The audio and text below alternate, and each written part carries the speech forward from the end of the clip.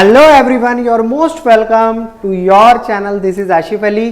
तो बच्चों, आज की क्लास में हम class 11th business studies chapter 3 जिसका नाम है public private and global enterprise, पूरा चैप्टर कोशिश ये रहेगी कि आज ही शुरू करके और आज ही कंप्लीट कर दें।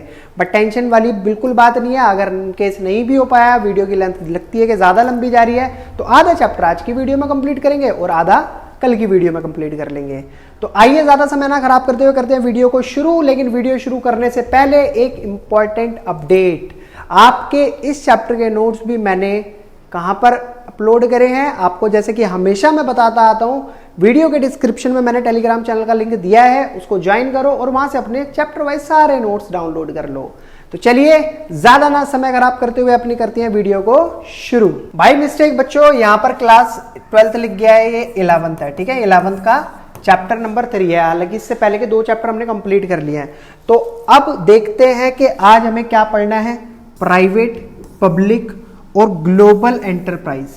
तो बच्चों, यहां पर 2 चीजें आपके लिए बिल्कुल नहीं है जी, बिल्कुल 2 चीजें नहीं है। एक चीज पुरानी है जो कि हमने चैप्टर 2 के अंदर कंप्लीट करी थी।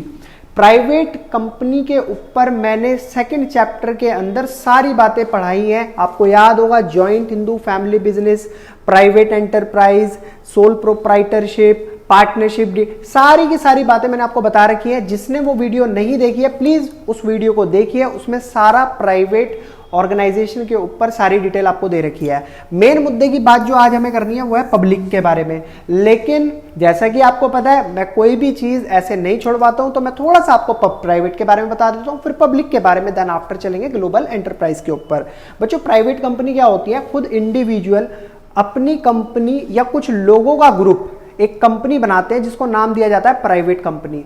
वो खुद प्राइवेटली चलाई जाती है। उसके जो भी बजट होते हैं वो प्राइवेटली सेट होते हैं। जो भी कैपिटल लगाई जाती है, जिन लोगों की वो कंपनी होती है, वो उस हिसाब से उसके अंदर कैपिटल लगाकर उसको चलाते हैं। इसका मेन मोटिव यहाँ पर जो होता है वो होता है अर्निंग प्रॉफिट। ये और ज्यादा किसी चीज पर ध्यान नहीं देते, ये मेन फोकस रखते हैं प्रॉफिट कमाने पर। जस्ट लाइक आप ले लो रिलायंस। रिलायंस क्या है? रिलायंस जियो, ये सब क्या है? प्राइवेट कंपनी है। टाटा प्राइवेट कंपनी है। बट वहीं पर अगर बात करी जाए पब्लिक कंपनी की, तो ये एज अ गवर्नमेंट की कंपनी होती है। इसको गवर्नमेंट के हिसाब से चलाया जाता है क्योंकि ये गवर्नमेंट की सरकारी है। हो सकता है कि पूरा का पूरा शेयर इसके अंदर गवर्नमेंट का हो, या फिर हो सकता है आधा शेयर इसमें गवर्नमेंट का और आधा प्राइवेट का हो। तो इसलिए बोला जाता है इसको पब्लिक एंटरप्राइज। क्लियर है बच्चों मेरा पॉइंट? अब इसके अंदर होता क्या है, इसमें पब्लिक सर्विस पे ज्यादा ध्यान दिया जाता है और प्रॉफिट इसके अंदर नामात्र होता है। जैसे आप उठा सकते हो रेलवे अगर आप रेलवे से सफर करते हो 200-300 किलोमीटर के दायरे के अंदर, हो सकता है आपको 60, 70, 80 रुपए तक की टिकट मिल जाए।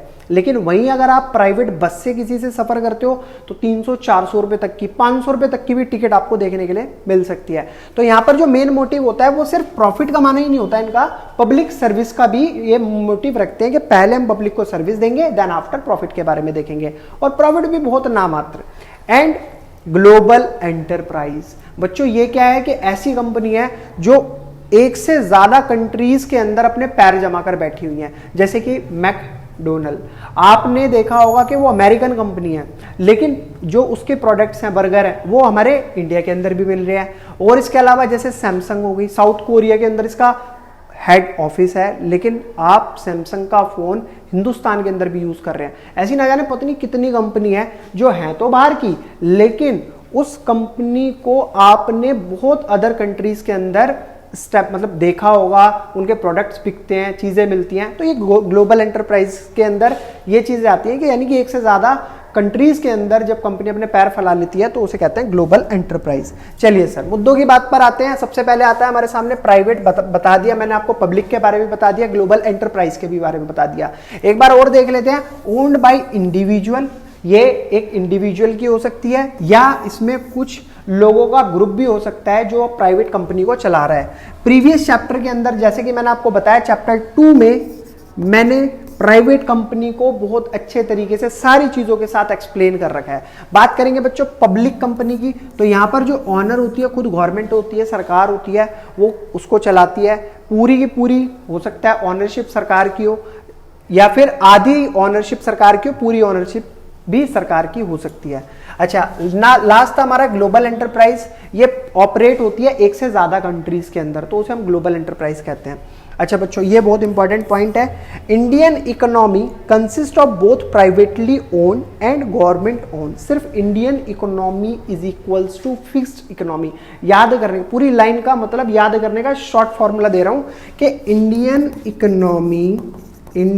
Economy is equals to mixed economy. क्यों ऐसा लिखा है यहां पर मैंने? क्योंकि भैया हमारा हिंदुस्तान जिसके अंदर आपको प्राइवेट कंपनियां भी बहुत मिलेंगी जो प्राइवेटली चलाई जा रही हैं, और गवर्नमेंट कंपनियां भी बहुत मिलेंगी जो सरकार के द्वारा चलाई जा रही हैं। सरकार की बहुत सारी ऐसी ऑर्गेनाइजेशन है, ठीक है। तो इसलिए इसको बोला जाता है, ये क्या है, as non as mixed economy.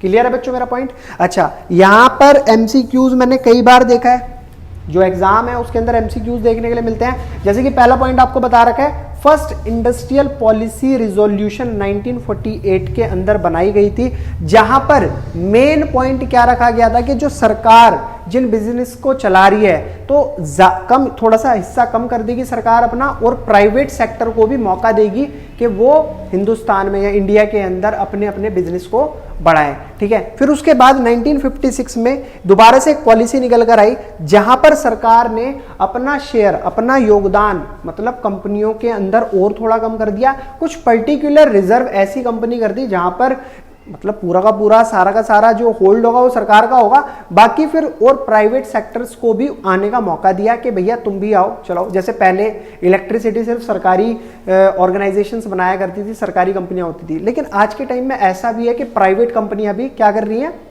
Electricity produce कर रही है। जैसे कि अडानी पावर, आपने शेयर का नाम सुना होगा, अडानी पावर, तो वो एक प्राइवेट कंपनी का शेयर है। चलिए बच्चों आगे देखते हैं क्या गिवन है। Forms of organisation, public sector enterprise. देखो ये जो पब्लिक सेक्टर एंटरप्राइज यानी कि जो सरकारी कंपनियां हैं, सरकारी जो ऑर्गेनाइजेशन है, सरकारी एंटरप्राइजेज हैं, ये कैसे फॉर्म होते हैं? तो आपके सामने आता है, they are expected to contribute the economic development of the country. अच्छा, ये जैसे भी होते हैं, लेकिन पहला इनके अंदर जो मेन अपने दिमाग में ये पॉइंट रखते हैं, वो पहला यही होता है कि हम अपनी कंट्री की इकोनॉमिक डेवलपमेंट पर ज्यादा ध्यान देंगे। क्लियर है मेरा पॉइंट? दूसरा है, they are accountable to public through parliament. इसको पब्लिकली अकाउंटेबल भी करा जा सकता है पार्लियामेंट के थ्रू, ठीक है।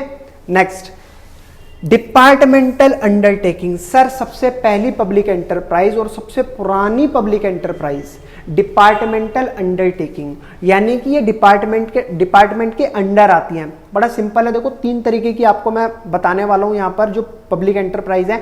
सबसे पहले है डिपार्टमेंटल अंडरटेकिंग, इसको ध्यान में रखना है। तो रेलवे को अपने दिमाग में सेट कर लो, सर रेलवे किसका पार्ट है? डिपार्टमेंटल अंडरटेकिंग का पार्ट है। क्लियर है? ये पूरा का पूरा सरकारी है और अब से नहीं, बहुत पहले से ही है। Oldest and most traditional form, बहुत पुराने समय से चला आ रहा है, ठीक है। Establish as departmental of ministry, यानी कि ये सरकार की ही है और इसे सरकार ने ही बनाया है। Are considered as an extension of ministry. Ministry का मतलब होता है सरकार, गवर्नमेंट, ठीक है। गवर्नमेंट का ही है और गवर्नमेंट ने अपना ही एक एक्सटेंशन निकाल दिया कि भैया रेलवे किसकी है? सरकारी है। आपको भी पता है और लोगों, मतलब किसी से भी पूछोगे भैया हर कोई बताएगा कि गवर्नमेंट ही है, ठीक है। तो ये सरकार का एक छोटा सा एक्सटेंशन सरकार ने निकाल दिया कि हाँ भैया रेलवे हमारी है और इसको चलाओ। नॉट इंडिपेंडेंट फ्रॉम गवर्नमेंट, ये इंडिपेंडेंट नहीं है, इसको मतलब ये डिपेंडेंट है। किस पर डिपेंडेंट है? सरकार पे। यानी कि इसके जितने भी एम्प्लॉयज हैं वो सारे गवर्नमेंट एम्प्लॉयज कहलाए जाते हैं, ठीक है। जितने भी इसके अंदर कर्मचारी हैं वो सब सरकारी कर्मचारी हैं, मे बी अंडर स्टेट और सेंट्रल गवर्नमेंट। और ये डिपार्टमेंटल अंडरटेकिंग किसके अंदर आती है? सेंट्रल और स्टेट गवर्नमेंट के अंदर आती है। जस्ट लाइक रेलवे आप कह सकते हो, डिफेंस आप कह सकते हो, पोस्ट एंड टेलीग्राफ, ये सब क्या है? सरकारी है। पोस्ट ऑफिस गए हो ना आप सर, मतलब रेलवे ट्रेन में तो जैसा भी आपने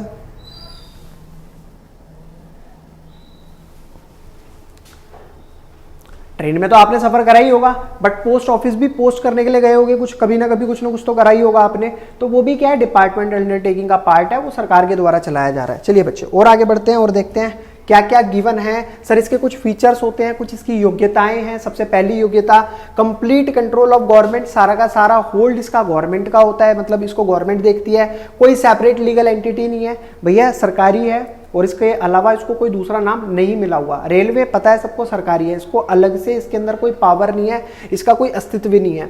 नेक्स्ट आता है financial form government treasury annual budget. अगर इसको पैसों की जरूरत पड़ती है तो किससे पैसे दिए जाते हैं? सरकारी खजाने से पैसे निकाल कर दिए जाते हैं। अकाउंटेबल टू मिनिस्ट्री, सरकार, मिनिस्ट्री यानी कि गवर्नमेंट, गवर्नमेंट ही इसको अकाउंटेबल, अकाउंटिंग करती है। Employees are treated as government employees are headed by IAS officer and civil servant. जो इसके अंदर एम्प्लॉइज होते हैं वो सारे सरकारी होते हैं, just like IAS officer, civil servant.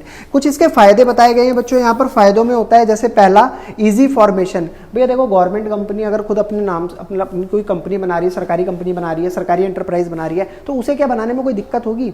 उसके तो जितने भी पेपर वर्क हैं, लीगल फॉर्मेलिटीज है, फटाफट चुटकियों में ऐसे खत्म कर देगी। क्यों?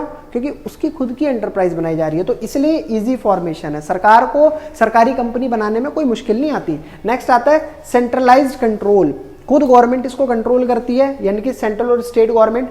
पब्लिक अकाउंटेबिलिटी, यानी कि पब्लिकली इसका जो अकाउंटिंग का हिसाब किताब होता है वो पब्लिकली होता है, इसको कर सकते हैं। ऑप्टिमम यूटिलाइजेशन ऑफ फंड, इसकी खास बात होती है, देखो इसमें प्रॉफिट तो बहुत नामात्र रखा जाता है। जैसे कि मैंने अभी बताया आपको 200 से 250 किलोमीटर आपको सफर करना है, हो सकता है 60 रुपए की टिकट आपको मिल जाए, 70 रुपए की मिल जाए, 100 रुपए की मिल जाए, 120 रुपए की मिल जाए, बहुत कम प्रॉफिट। मेन मोटिव क्या होता है? पब्लिक को सर्विस देना। तो इसलिए ये जो फंड है ना, इसको बहुत तरीके से, बहुत समझदारी से इसको यूज करते हैं। नेक्स्ट पॉइंट आता है बच्चों इसके अंदर, revenue will directly transfer to treasury. भैया पैसों की जरूरत पड़ी थी तो सरकारी खजाने से निकाला, अब जो मुनाफा होगा, थोड़ा बहुत जो भी होगा, वो सब किसके अंदर डाला जाएगा? सरकारी खजाने में डाला जाएगा। तो बच्चों ये थे कुछ हमारे फीचर्स और मेरिट्स। अब देखते हैं और आगे की तरफ चलते हैं, क्या दे रखा है? लिमिटेशन, कुछ कमियां भी देखी जाती हैं, जैसे कि लैक ऑफ फ्लेक्सिबिलिटी।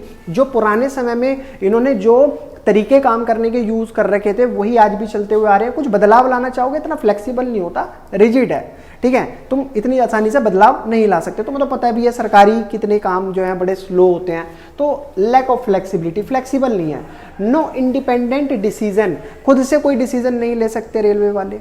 उन्हें कोई भी चेंज लाना है, कोई डिसीजन लेना है तो ऊपर हेड डिपार्टमेंट में बात करनी पड़ेगी, वहां से कई महीनों में, हो सकता है साल भी लग जाए, तब कहीं वो ऑर्डर जाकर पास होगा, तब जाकर वो चेंज कर सकते हैं। तो नो इंडिपेंडेंट डिसीजन आराम से नहीं ले सकते। नेक्स्ट आता है ब्यूरोक्रेसी, इतना तो काम नहीं होता जितना यहाँ पर पेपर वर्क होता है। छोटा सा अगर काम भी होगा ना तो उसके लिए दुनिया भर का ये पेपर वर्क करवा देते हैं, तो छोड़ो यार, कौन करवाएगा, ब्यूरोक्रेसी है। कंजर्वेटिव एटीट्यूड, जो पुराने तरीके से काम करते आ रहे हैं वही पुराने तरीके चलते जा रहे हैं, कोई नया आइडिया, कोई नई चीज ये यहाँ पर नहीं लागू करते हैं। नेक्स्ट पॉइंट आता है बच्चों पॉलिटिकल इंटरफेरेंस। यहाँ पर थोड़ा सा पॉलिटिकल इंटरफेरेंस सरकारी कामों में देखने के लिए मिलता है, बिल्कुल मिलता है। लैक ऑफ मोटिवेशन, यहाँ पर मोटिवेशन की बहुत ज्यादा कमी होती है। जितने भी सरकारी कर्मचारी होते हैं उनके अंदर लैक ऑफ मोटिवेशन होता है। क्यों? क्योंकि यार वो मेहनत करेंगे भी ना तो उनको कोई ऐसा अच्छा रिवॉर्ड नहीं दिया जाता जिससे कि वो और मोटिवेट और काम में ज़्यादा ध्यान लगाएं, ठीक है। तो इसलिए यहाँ पर लैक ऑफ मोटिवेशन देखने के लिए मिलता है। तो बच्चों ये थी हमारी पब्लिक एंटरप्राइज की पहली डिपार्टमेंटल अंडरटेकिंग जो आपने समझी। दूसरा आता है स्टैट्यूटरी कॉर्पोरेशन। स्टैट्यूटरी कॉर्पोरेशन तो इसके अंदर क्या होता है? Brought into existent by special act of parliament. अब ये कैसे है? तो ये भी गवर्नमेंट है, तो ये भी सरकार का ही पार्ट है, लेकिन ये बनाया जाता है पार्लियामेंट के स्पेशल एक्ट के थ्रू, जिसके अंदर सारी बातें पहले से ही लिख दी जाती हैं। यानी कि कहने का मतलब यह है कि कॉर्पोरेट बॉडी फाइनेंशियली इंडिपेंडेंट, ये सरकार पे डिपेंडेंट नहीं है, ये इंडिपेंडेंट है। और इसके अंदर क्या आता है? एलआईसी। एलआईसी क्या है सरकारी, लेकिन ये सरकार के पैसे से नहीं चलती। ये जो भी पॉलिसी वगैरह करती है, जो भी इसके पास इंटरेस्ट आता है, जो भी ये करती है, ये उसी से ही अपना बजट बनाती है और उसी बजट से अपने आप को चलाती है। नेक्स्ट आता है सेपरेट लीगल एग्जिस्टेंस। इसका खुद का अस्तित्व है। आप इसको ये नहीं कह सकते कि जैसे रेलवे था कि भैया इसका कोई सेपरेट लीगल एंटिटी नहीं है, सरकारी है। आप एलआईसी को ऐसा नहीं बोल सकते। बेशक गवर्नमेंट के थ्रू बनाई गई है, लेकिन इसका अपना एक अलग से एग्जिस्टेंस है। एलआईसी आप अपने नाम से पहचानते हो। SBI, state bank of India, अपने नाम से जानी जाती है भैया। एफसीआई अपने नाम से जानी जाती है, ठीक है। नेक्स्ट आता है power of government plus flexibility of private. बिल्कुल पावर गवर्नमेंट की है, लेकिन इसके अंदर प्राइवेटली जो इसको बोर्ड ऑफ डायरेक्टर चला रहे हैं उनकी फ्लेक्सिबिलिटी भी इसके अंदर मौजूद होती है, वो अपने आप से डिसीजन ले सकते हैं। तो ये खास बात होती है सरकारी, लेकिन वही वाली चीज है, अपने मर्जी के मालिक है, फीचर्स ऑफ स्टैट्यूटरी कॉर्पोरेशन, इसके कुछ फीचर्स होते हैं, कुछ विशेषताएं होती है, जैसे कि पहली, created by act of parliament और सेंट्रल और स्टेट लेजिस्लेचर। यहां पर जो इसको बनाया गया है वो पार्लियामेंट एक्ट के थ्रू बनाया गया है, ठीक है। उसके अंदर सारी बातें पहले से लिखी हुई हैं, पावर क्या क्या होंगी, क्या क्या ये काम करेंगे, क्या क्या ये काम नहीं करेंगे, वो सारी चीजें पहले से ही हैं। Limitations are defined by the act, सारी बातें उसके अंदर एक्ट के अंदर लिख दी है इन्होंने। ऑपरेट अंडर सेंट्रल और स्टेट गवर्नमेंट, इसको सेंट्रल और स्टेट गवर्नमेंट चलाएगी। इसकी खुद की सेपरेट लीगल एंटिटी है, यानी कि खुद का एक अपना अस्तित्व है। No considered as a part of budget, treasury employees are not government employ, इसके अंदर काम करने वाले लोग सरकारी लोग नहीं होते, जैसे रेलवे के अंदर काम करने वाले लोग गवर्नमेंट एम्प्लॉयज थे, इसके अंदर ऐसा बिल्कुल भी नहीं होता। नेक्स्ट आता है manage by board of director appointed by government, इसको भी बोर्ड, जैसे कि आपको पता है, देखो भाई प्राइवेट कंपनी है उसके अंदर भी बोर्ड ऑफ डायरेक्टर होते हैं मेन, मैंने आपको ये बात पहले भी बताई है। अब गवर्नमेंट के अंदर रेलवे, ठीक है, रेलवे गवर्नमेंट एंटरप्राइज में यानी कि पब्लिक एंटरप्राइज में जो रेलवे है उसको भी उसके बोर्ड ऑफ डायरेक्टर चला रहे हैं। यहां पर स्टैट्यूटरी कॉर्पोरेशन के अंदर भी क्या होगा, आपको एलआईसी भी है ना, तो उसका भी बोर्ड ऑफ डायरेक्टर है, बट उन बोर्ड ऑफ डायरेक्टर को जो सिलेक्ट करती है वो खुद गवर्नमेंट करती है। ठीक है बच्चों, ठीक है, चलो समझ आ गई बात, आगे चलते हैं।